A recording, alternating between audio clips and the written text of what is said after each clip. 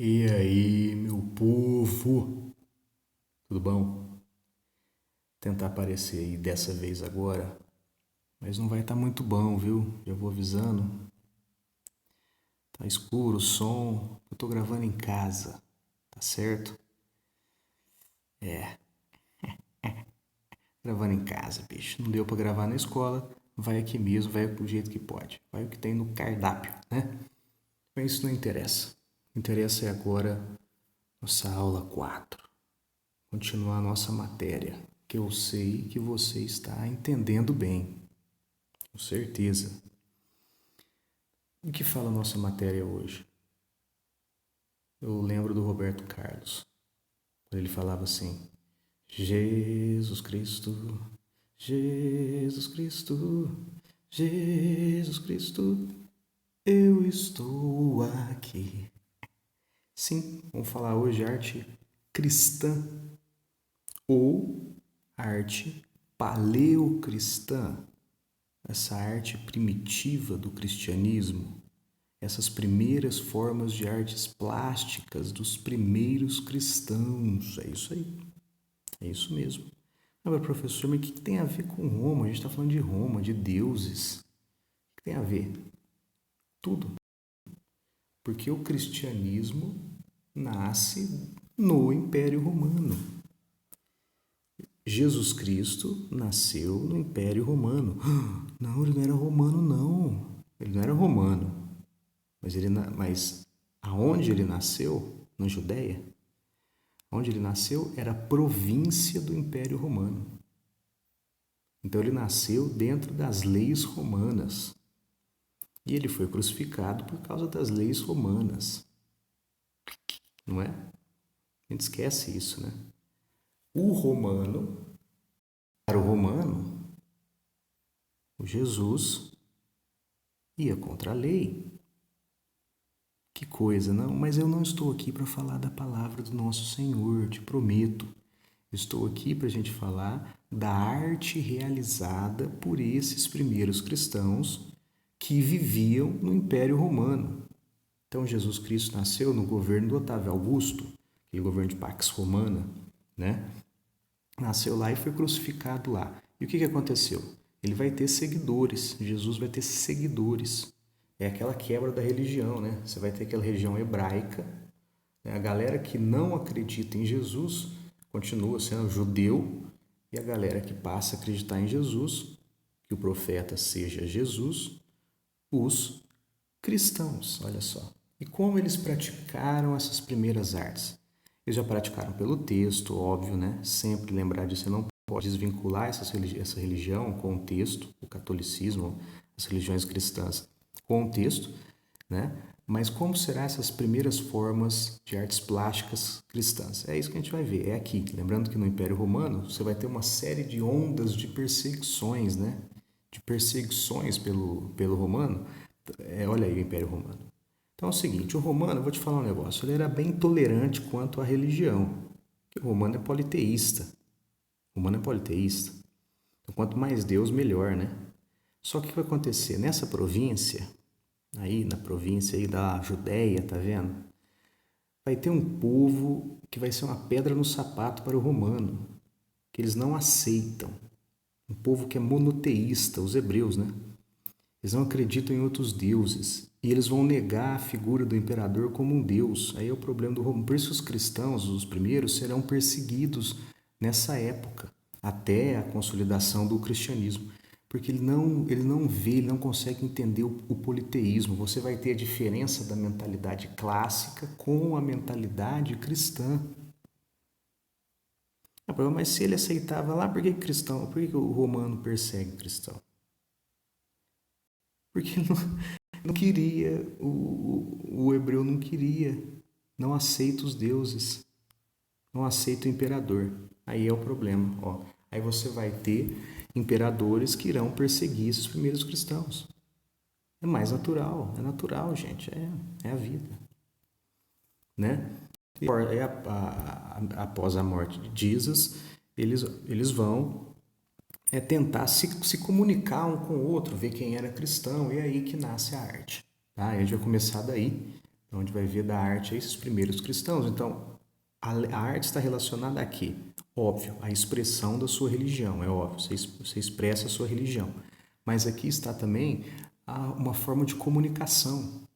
Então você criava símbolos, né? E desenhavam aqueles símbolos. Quando a outra pessoa olhava, eu sei, essa casa é de um cristão. Aqui está tendo um culto cristão, eu sei. Então servia também como comunicação. Lembrando então que nesses primeiros períodos, a gente está falando aí do século I, cara.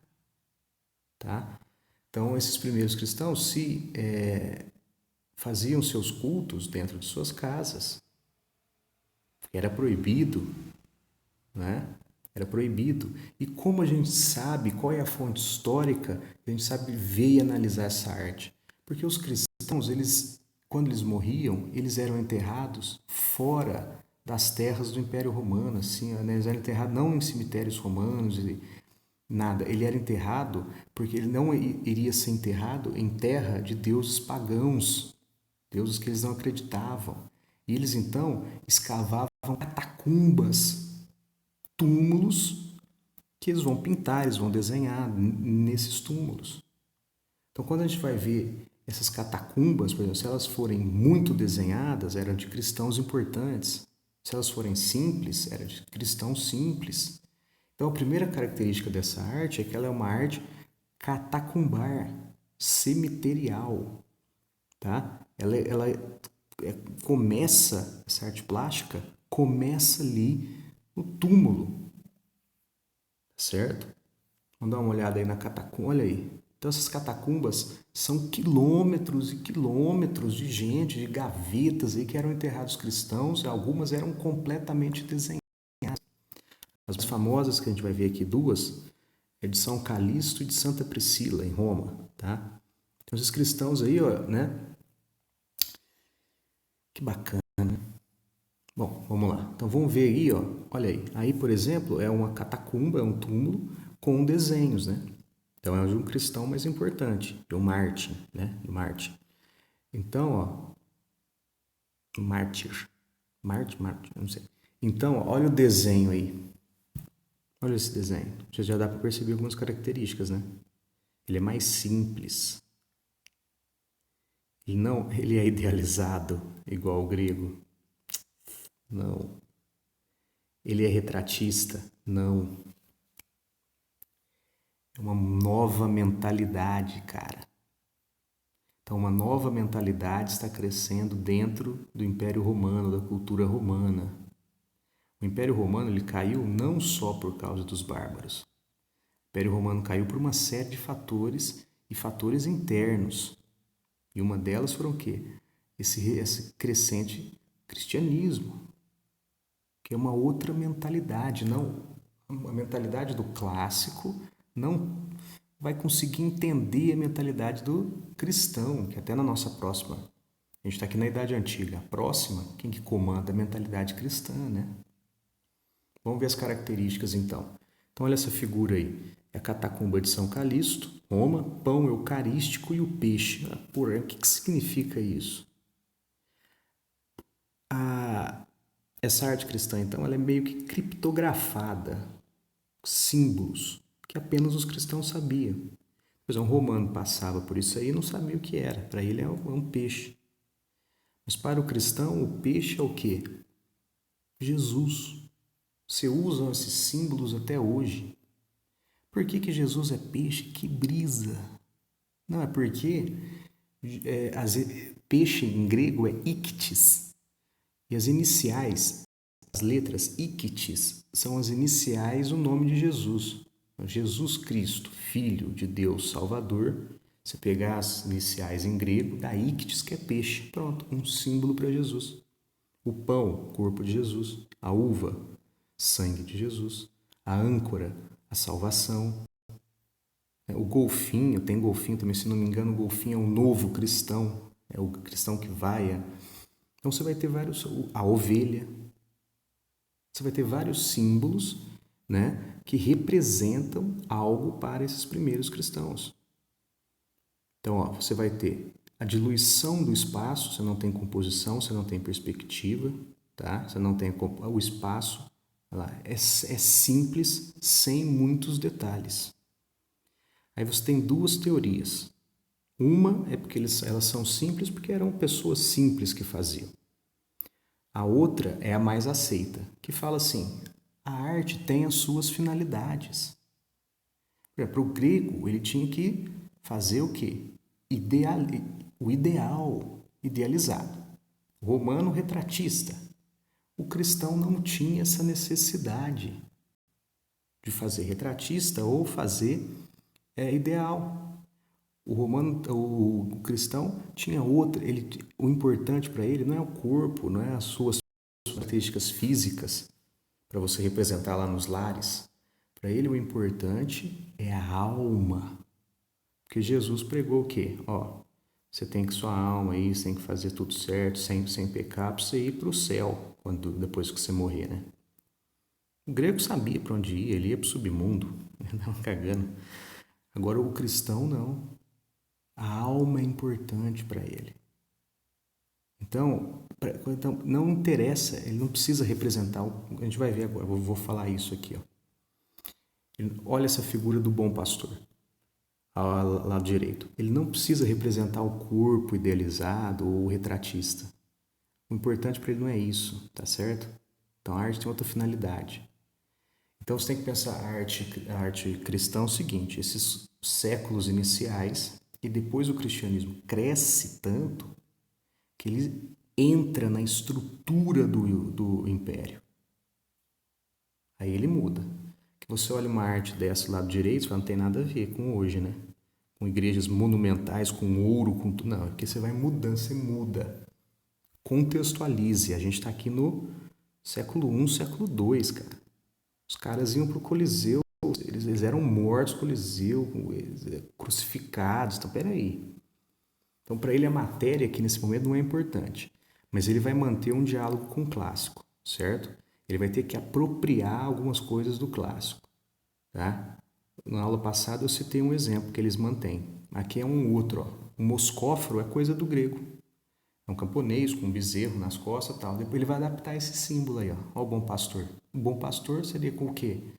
Jesus, as ovelhas, o cristão, sem espaço, tá vendo? Simplificado, bidimensional, simples, tá? Aí é uma das mais antigas representações de Maria e o Menino Jesus. As catacumbas de Santa Priscila, por isso está até zoado aí. Você vai ter também nessas catacumbas mais ricas os orantes, os rezadores, porque o cristão rezava assim antes, né? Depois você vai ter as mudanças dentro da igreja e tudo tal. A igreja tem 2000 anos, ela tem que mudar, renovar. Tá? Ela vai se adaptando a muitas coisas. Porra, a igreja resistiu aos bárbaros. Então, né? Então a gente está nesse primeiro momento. Então, os orantes, então ele tem que. Quando você tinha expressão nessa pintura cristã, era o olho, era a graça. Você sabe como é que é uma alma? Eu não sei. Então eles não sabiam. Como é que se representa a alma? Então se representa pelo olho ali, pela expressão. Aqui não dá para ver, mas a gente vai ver muito mais para frente isso. Então você tem os orantes, os rezadores, né? Você tem essa dissolução da matéria, ela é bidimensional, plana, né? Aquela coisa assim, plana, né? Que eles não sabem representar a alma. E a arte deles a arte dele não é vinculada à beleza física. Não importa. Isso não importa a beleza física. Tá? Importa representar lá Jesus, a mãe de Jesus, ou a gente rezando, a nossa fé e tudo importa. O corpo vai ter outro sentido aqui. O grego romano curtia o dia a dia, né? Aproveitar. Né?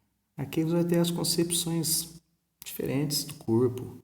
O corpo é como se fosse. O corpo é a prisão da alma.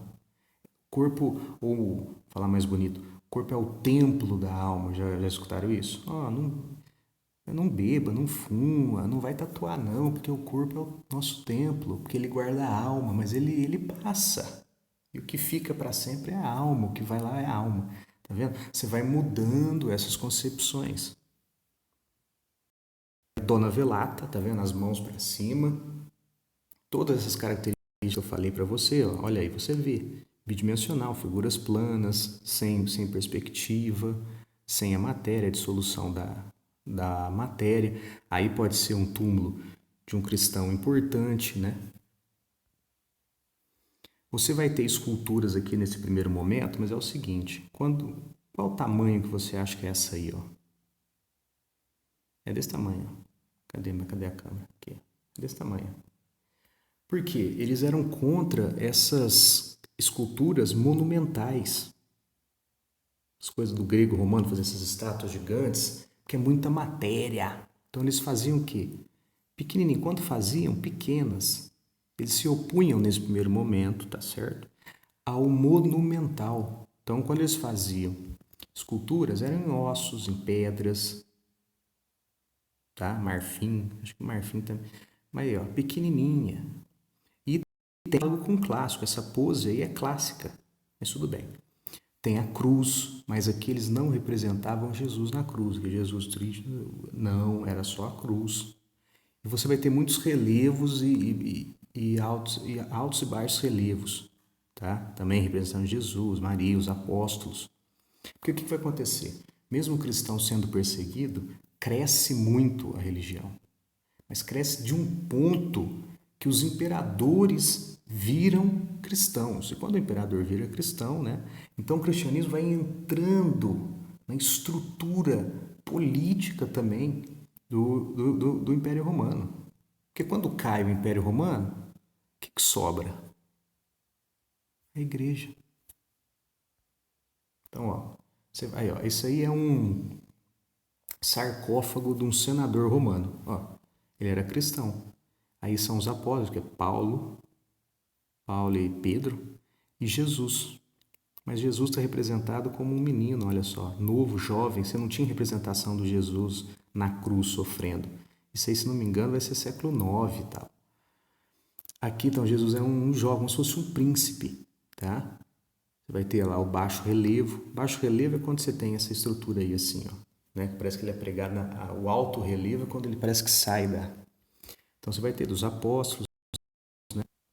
Porém, o que vai acontecer? É o que eu estava falando. O cristianismo vai crescer tanto, em 313, o imperador Constantino vai dar liberdade ao culto aos cristãos.